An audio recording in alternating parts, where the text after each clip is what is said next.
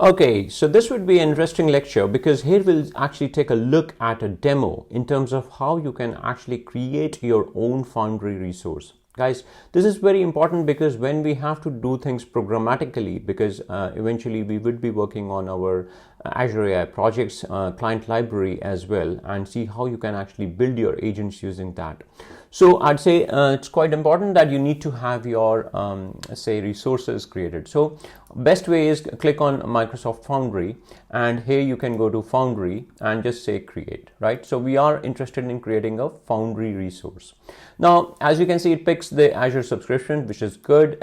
You can either create your resource group or you can use existing resource group. Here you need to give it a name. This would be the name of your Foundry resource, right? So what name can we give? Let's say we call it the Next Gen Foundry Service, right?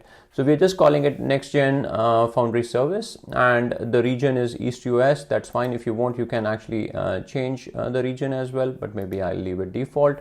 And then you have to give a default project name. Now, you might have seen earlier as well. So project is nothing but it is a container, right? Inside that, you have your all the development artifacts.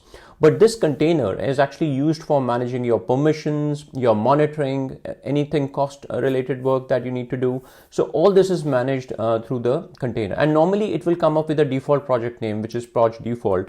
So now you can change it to something like Next Gen, say Next Gen Foundry Service dash default, right? So I'm just giving my project a name, which is Next Gen Foundry Service default, right? And then you can do next.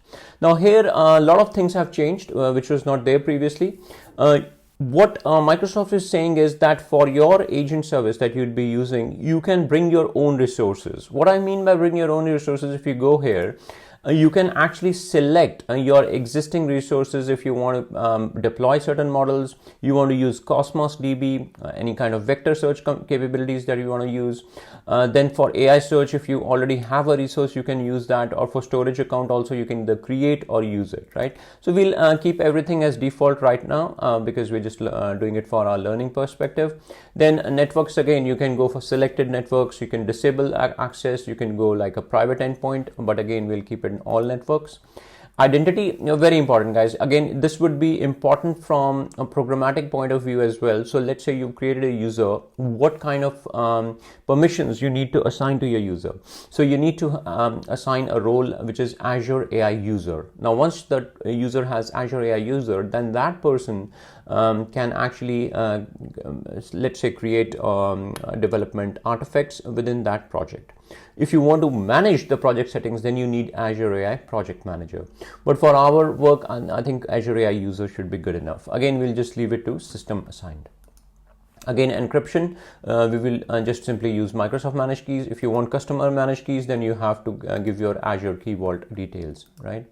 And tags, you can leave default, and then we just simply say review and create, right? So it will just review, everything looks fine, then we can create. And pretty soon you will see that your Foundry resource would be created and it would be up and running. So as you can see, it says deployment in progress, but very soon your Foundry resource would be available and up and running for you.